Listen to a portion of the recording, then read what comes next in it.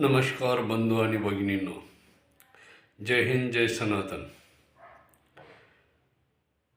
आपल्या भारतीय इतिहासामध्ये किंवा हजारो वर्षापूर्वीची परंपरा चालत आलेली जी आहे, त्या परंपरेमध्ये आपल्या पूर्वजांनी जी माहिती ग्रंथामध्ये लिहून ठेवलेली आहे किंवा शास्त्रामध्ये लिहून ठेवली आहे, वेदामध्ये लिहून ठेवलेली आहे, त्या माहितीच्या आधारे सर्वप्रथम जीव हा पाण्यामध्ये निर्माण झाला होता. म्हणजेच मत्स्य अवतार हा पाण्यामध्ये अस्तित्वात आला सजीव. दुसरा अवतार कुर्म अवतार, जो पाण्यामध्ये राहू शकत होता आणि जमिनीवरही राहू शकत होता. म्हणजेच त्याला उभयचर प्राणी असं म्हटलं जातं. म्हणजे आजच्या विज्ञानामध्ये तो दोन्ही ठिकाणी वावरणारा प्राणी म्हणजेच उभयचर प्राणी. मासा जो आहे तो जलचर झाला, तो पाण्यामध्ये राहणारा म्हणजेच जलचर.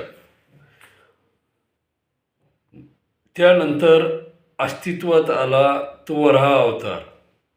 वराह अवतार हा पृथ्वीवर राहणारा आणि पाण्यामध्ये सुद्धा बऱ्याचशा प्रमाणामध्ये फिरणारा असा तो प्राणी, दोन्ही ठिकाणी वावरणारा आणि विशेषतः जंगलामध्ये राहणारा हा वराह अवतार त्या ठिकाणी अस्तित्वात आला. म्हणजे हा जंगलात राहणारा प्राणी हा पाण्यामध्ये सुद्धा राहू लागला आणि पृथ्वीवर सुद्धा राहू लागला, तो म्हणजे वराह अवतार. आणि त्यानंतर अर्धा मानव आणि अर्धा प्राणी अशा स्वरूपामध्ये जो अवतार निर्माण झाला, चौथा अवतार, तो म्हणजे नरसिंह अवतार होय. म्हणजेच अश्मयुगाच्या आधीचा काळ, मानव हा त्या काळामध्ये अरण्यामध्ये राहत असे आणि खुल्या मैदानावरही राहत असे. परंतु त्या काळामध्ये पाहिजे तेवढी उत्क्रांती झाली नव्हती असं म्हणायला हरकत नाही. किंवा मग त्या काळामध्ये खूप मोठी उत्क्रांती झाली होती, परंतु मानवामध्ये जे काही बदल झालेत ते कसे होत गेलेत, त्याचं अस्तित्व काय होतं हे त्या काळामध्ये दाखवलेलं आहे. मग पाचवा अवतार आला तो वामन अवतार. या अवतारामध्ये एक बुटक्या मनुष्याचं रूप धारण केलेलं आहे आणि तिथून पुढं त्या मानवी स्वरूपामध्ये पृथ्वी तलावर मानवाचं अस्तित्व निर्माण झाल्याचं त्या ठिकाणी दाखवलेलं आहे. एक लहान बाळाच्या स्वरूपामध्ये वामन अवतार त्या ठिकाणी दाखवण्यात आलेला आहे. आणि सहावा अवतार जो आहे परशुरामाचा, त्या ठिकाणी जे आहे त्याला सर्व धातूंनी युक्त, शस्त्रांनी युक्त असा परिपूर्ण अवतार. म्हणजे मानव त्या स्वरूपामध्ये काय झाला किंवा त्याला धातूचं ज्ञान निर्माण झालं म्हणायला हरकत नाही परशुराम अवतारामध्ये. आणि त्या ठिकाणाहून त्यांनी शस्त्रास्त्राचा उपयोग मानवी जीवनामध्ये केल्याचा उल्लेख त्या ठिकाणी दर्शवला जातो असं म्हणायला हरकत नाही.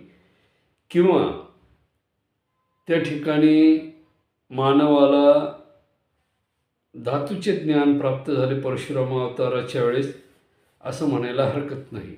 पूर्वीच्या काळामध्ये देव आणि दैत्य हे दोनच होते, मानव उत्पत्ती नव्हती.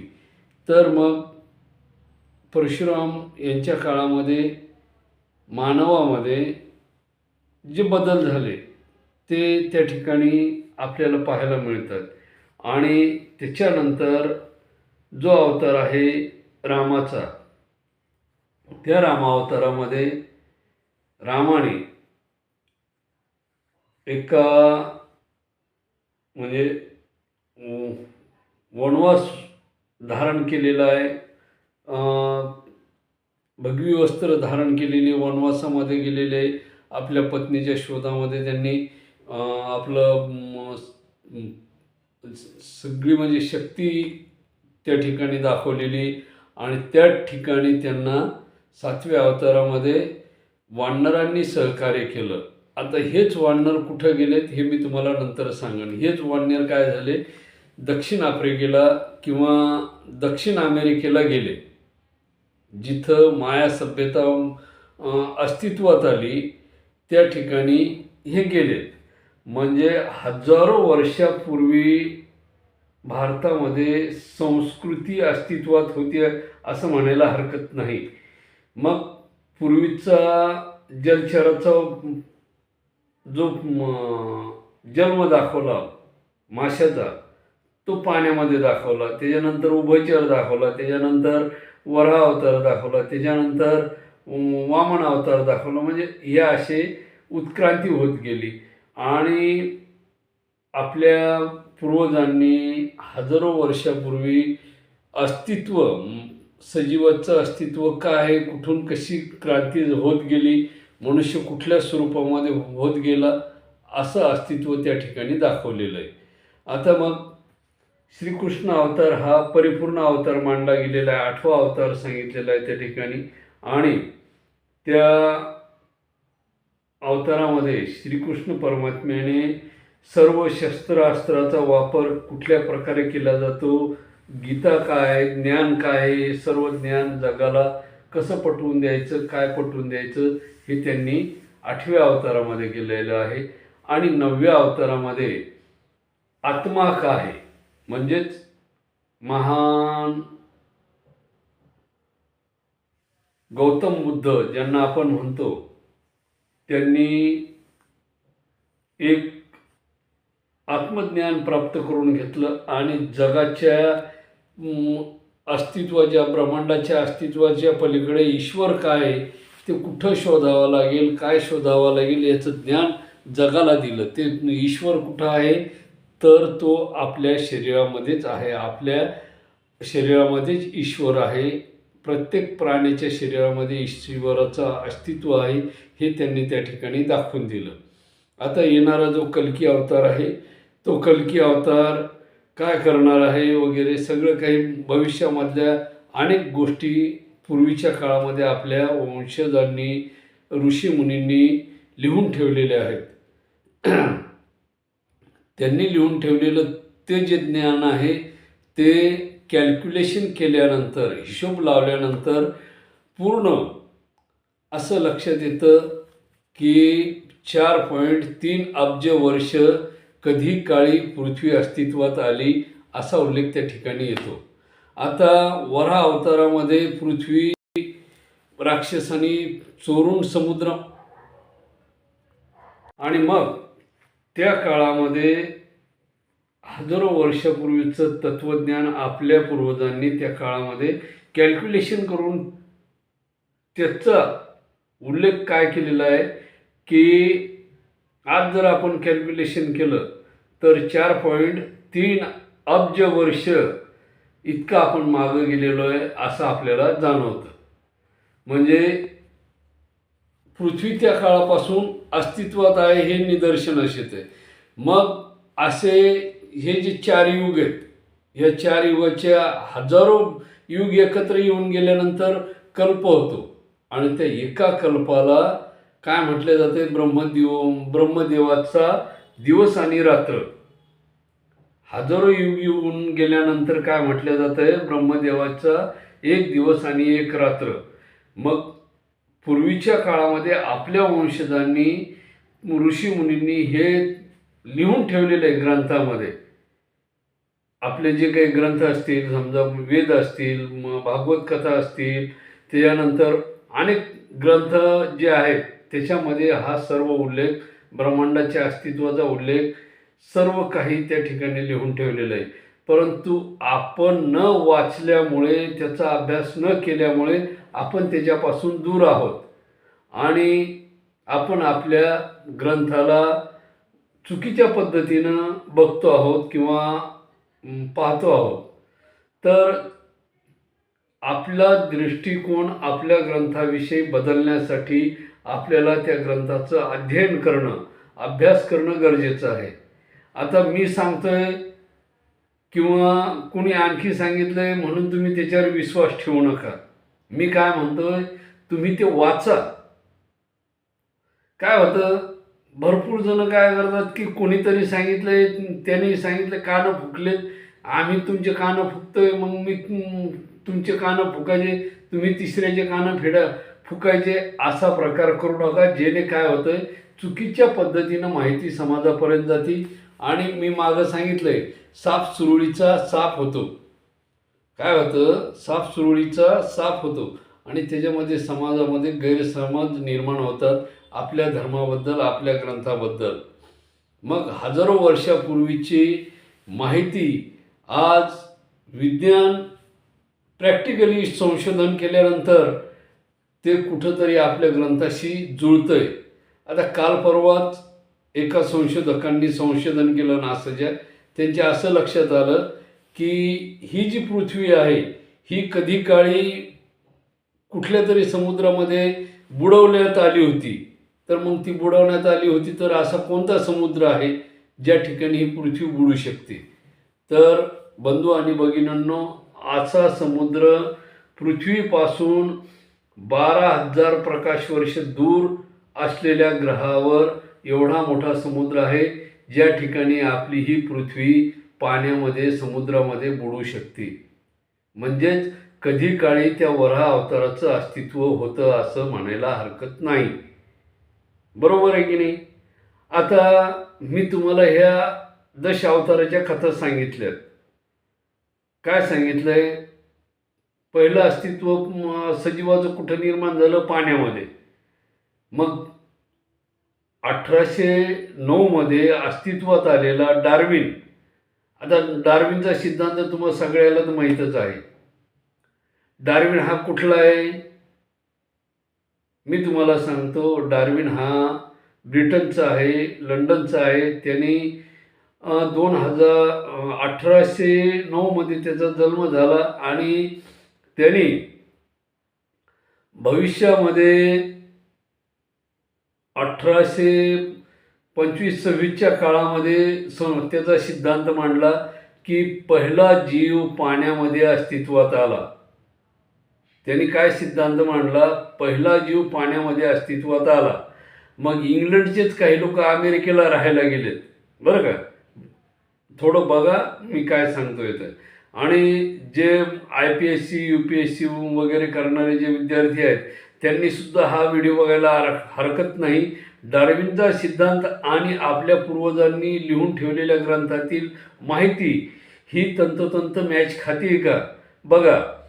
मग त्यांनी काय सांगितलंय की पहिला जीव पाण्यामध्ये अस्तित्वात आला, नंतर बऱ्याचशा कालावधीमध्ये गेल्यानंतर उभयचर प्राण्याची उत्पत्ती निर्माण झाली. तो काय म्हणतोय, उभयचर प्राणी अस्तित्वात आले. त्याच्यामध्ये जे पाण्यामध्ये राहणारे आहेत आणि पाण्याच्या बाहेरही राहणारे आहेत. जसे साप आहेत, कासव आहे, त्याच्यानंतर बेडूक आहे, असे अनेक जीव अस्तित्वामध्ये आले. कधी? काही काळानंतर. आणि हजारो वर्षाचा कालावधी गेल्यानंतर हत्तीसारखे महाकाय, डायनासोर वगैरे हे प्राणी अस्तित्वामध्ये आले असं त्याचं म्हणणं आहे. आणि मग हळूहळू त्याच्यामध्ये उत्क्रांती होत गेली आणि मानवाच्या पूर्वज मानला जाणारा जो माकड आहे त्या माकडाचं अस्तित्व त्या ठिकाणी अस्तित्वात आलं. आता तुम्हाला सांगतो की ज्यावेळेस प्रभू रामचंद्राला अहिरावण आणि महिरावण चोरून पाताळलोकामध्ये घेऊन गेले त्यावेळेस काय झालंय की तो पाताळलोकाचा जो भाग आहे, श्रीलंकेवरून जर आपण डुबकी मारली किंवा त्या ज्या ठिकाणाहून ते भुयारी मार्ग आहे त्या ठिकाणाहून आपण जर संशोधन केलं तर आपण दक्षिण अमेरिकेमध्ये निघतो, ज्याला माया संस्कृतीचा भाग मानलं जातं. त्या ठिकाणी मोठ्याची मोठी एका पहाडामध्ये हनुमंतासारखी दिसणारी, मारुतीरायासारखी दिसणारी अवाढव्य अशी बजरंगबलीची मूर्ती त्या ठिकाणी आहे. आणि तो भाग हनुमंताचा मुलगा मानला जाणारा जो मकरध्वज आहे, त्या मकरध्वजाच्या तो ताब्यामध्ये होता. म्हणजेच तिकडं मकरध्वजाचं अस्तित्व होतं. तो माणसासारखा आणि वानरासारखा अशा दोन्ही पद्धतीमध्ये दिसायचा. म्हणजेच तो मकरध्वज त्या ठिकाणी राज्य करायचा. कोणाच्या? अहिरावण आणि महिरावण यांचं राज्याचं रक्षण करायचा. परंतु या अहिरावण महिरावणाला मारुतीरायाने मारल्यानंतर, हनुमंताने मारल्यानंतर त्या ठिकाणी मकरध्वजा हा राजा झाला. आणि त्या ठिकाणाहून मग त्यांचे त्या ठिकाणी वंशज निर्माण झाले. म्हणजे डार्विनचा सिद्धांत चुकीचाही नाही. आपल्या ग्रंथाच्या हिशोबाने डार्विन हा माकडाचा वंशज जर आहे तर तो मकरध्वजाचा वंशज आहे असं म्हणायला हरकत नाही. कारण त्या ठिकाणावरून मकरध्वजाचं अस्तित्व सुरू होतं. कुठून? दक्षिण अमेरिकेतून. आणि मग तो डार्विनचा सिद्धांत त्या ठिकाणी बरोबर आहे की वानर, माकड हे माणसाचे पूर्वज आहेत, त्याचं चुकीचं नाही आहे. परंतु आपल्या ग्रंथामध्ये नरसिंह हा अवतार अर्धा मानव आणि अर्धा प्राणी दाखवलेला आहे. मग हे चुकीचं आहे का? कुठंतरी तिथं जंगली दाखवलं आहे, इथं जंगली दाखवलं आहे, काही फरक आहे का? नाही आहे. नंतर हळूहळू त्याच्यामध्ये उत्क्रांती होत गेली. माणूस 2 पायावर चालायला लागला. त्याचं बुटकं स्वरूप होतं, म्हणजेच वामन अवतार. आणि वामन अवतारामध्ये काय झालं आहे की परत एकदा बळीराजाला पाताळामध्ये घातलं आहे. म्हणजे कुठं घातलं आहे? अमेरिकेला नेऊन घातलं आहे. म्हणजे शेवटी काय झालेलं आहे की डार्विनचा सिद्धांत आणि आपल्या पूर्वजांनी लिहून ठेवलेला सिद्धांत जवळपास सारखाच आहेत. आपले पूर्वीचे ग्रंथसुद्धा सारखेच आहेत.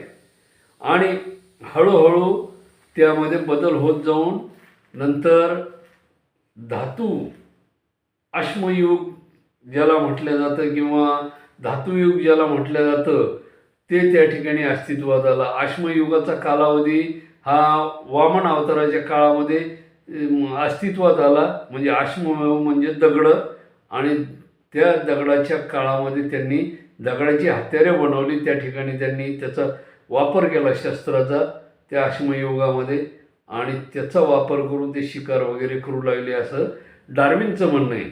मी सांगत नाही, मी माझं काहीच सांगत नाही. मी काय सांगतोय? डार्विनचा इतिहास सांगतोय, त्यांनी मांडलेला सिद्धांत सांगतोय.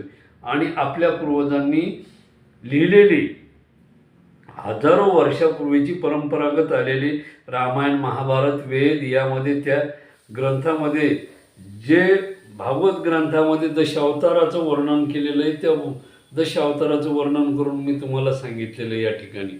त्याच पद्धतीचा डार्विननं त्याचा सिद्धांत मांडलेला आहे. मग त्याच्या सिद्धांतानुसार आपले पूर्वज जर माकड होते असं त्याचं म्हणणं आहे, तर माणूस हा माकडाच्या अवलादीचा आहे. मग ते माकडासारखेच दिसतात ना. काय अमेरिकेचे, इंग्लंडचे लोक हे माकडासारखेच दिसतात, बरोबर आहे की नाही?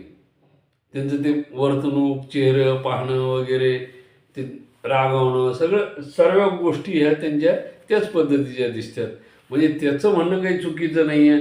आणि मग हे संशोधन हजारो वर्षापूर्वी आपल्या लोकांनी ग्रंथामध्ये लिहून ठेवलेलं होतं की मानवाची उत्क्रांती कशी झाली, तो जन्माला कसा आला, पहिला सजीव कोणत्या ठिकाणी अस्तित्वात आला.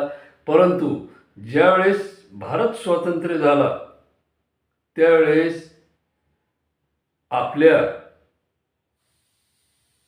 म्हणजे इंग्रजाच्या ताब्यातून ज्यावेळेस भारत स्वतंत्र झाला त्यावेळेस माउंट ब्रेटननी ज्यावेळेस हस्तलिखित हस्तांतरण केलं भारताचं, त्यावेळेस पंडित नेहरूसारख्या महान बुद्धिमान माणसाने आपल्या भारतीय संस्कृतीला नाकारलं आणि युरोपियन संस्कृतीला आपलंसं केलं.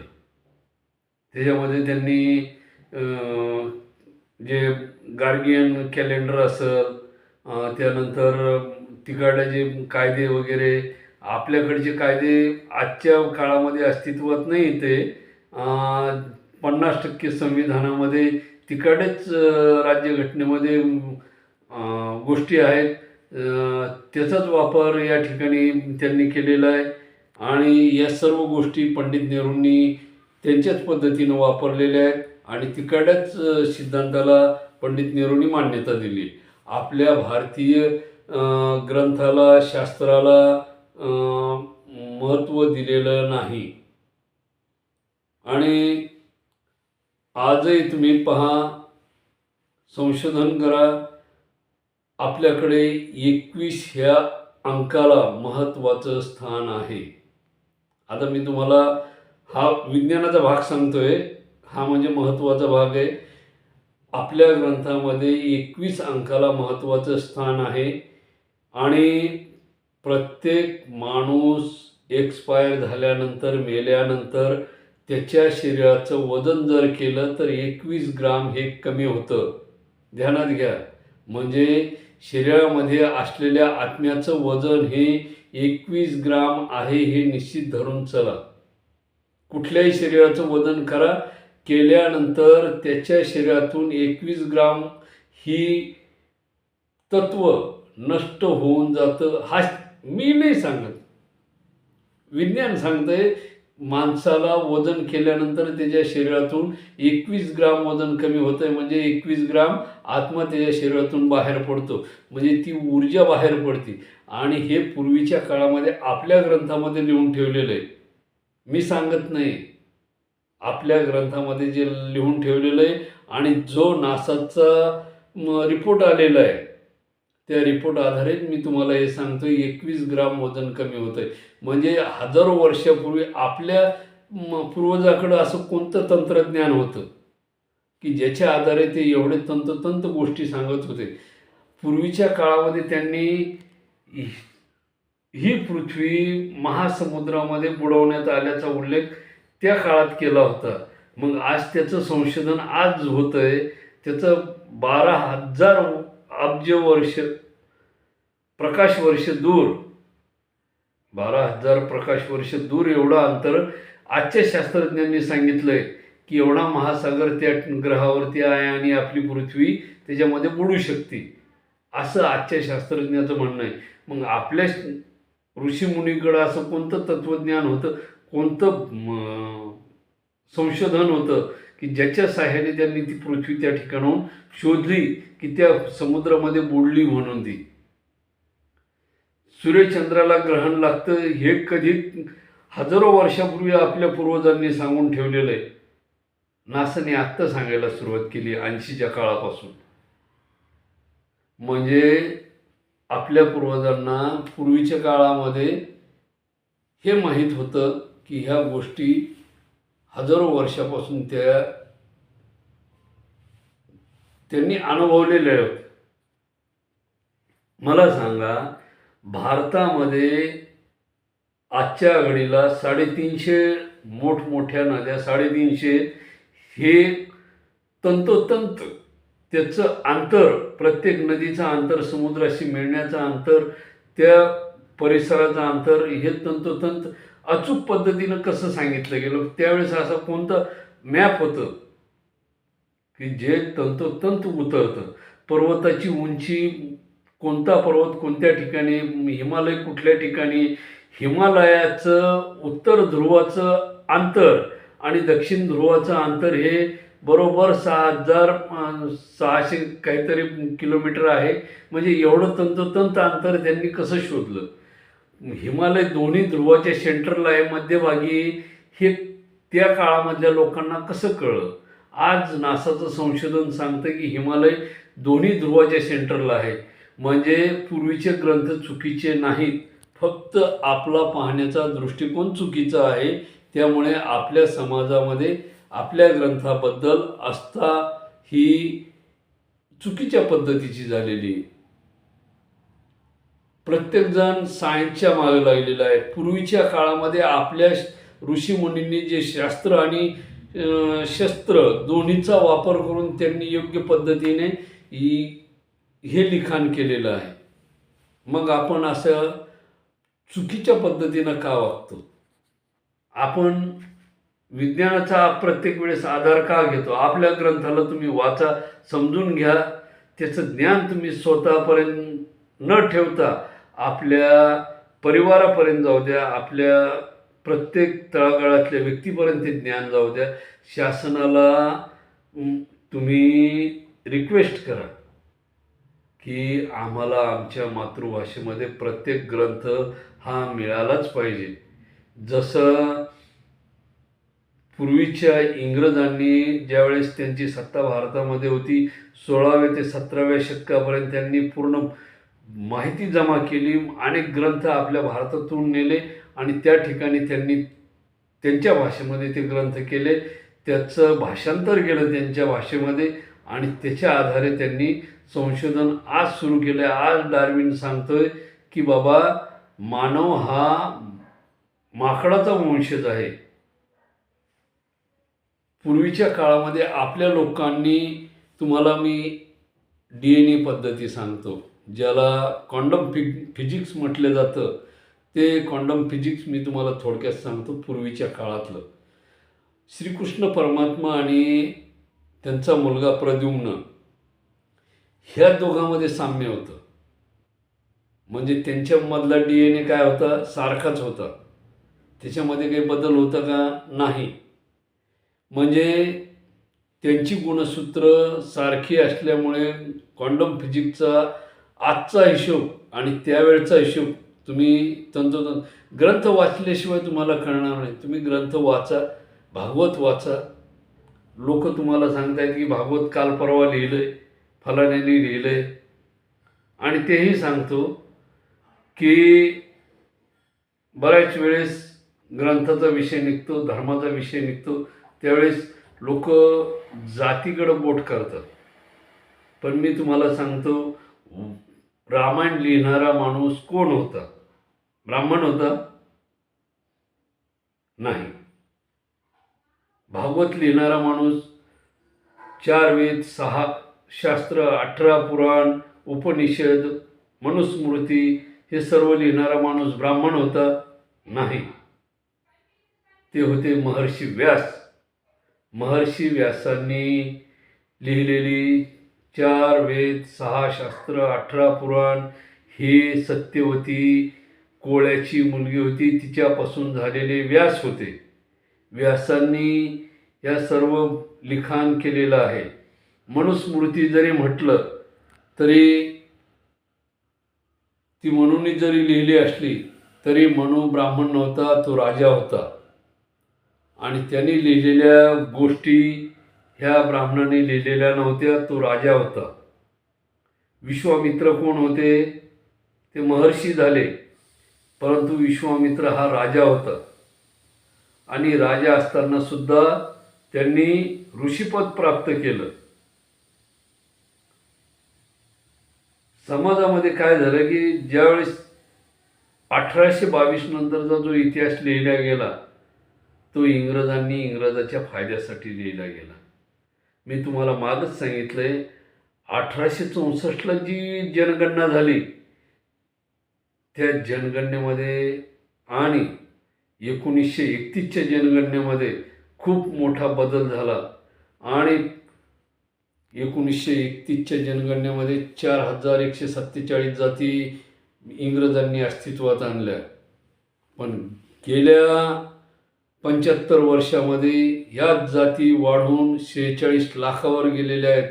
बंधू आणि भगिनींनो, जाती निर्माण करणारे दुसरे तिसरे कोणीच नसून हे राजकारणी लोक आहेत. यांनीच आपल्या आपापसामध्ये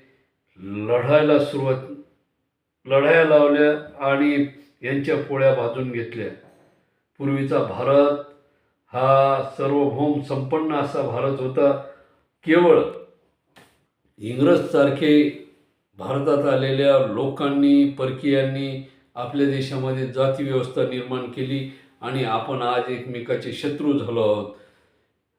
त्याकरता तुम्ही भारतीय ग्रंथ वाचा, त्याचं वाचन करा. समाजातल्या प्रत्येक तळागाळापर्यंत हे ग्रंथ गेले पाहिजे. तुमच्या प्रत्येक घरातल्या सदस्याला भारतीय ग्रंथ शिकवा, त्यांचं वाचन करायला लावा. आज मोबाईलवर क्लिक केलं तर तुम्हाला टोटल ग्रंथ पाहायला मिळतात, वाचायला मिळतात. त्याचं कुकू FM वगैरे अनेक साधने तुमच्या घरापर्यंत पोहोचलेली आहेत. तुम्ही ते समजून घ्या, वाचून घ्या. आणि ज्या दिवशी तुम्ही हे समजून घ्याल की खरं तत्त्वज्ञान काय आहे,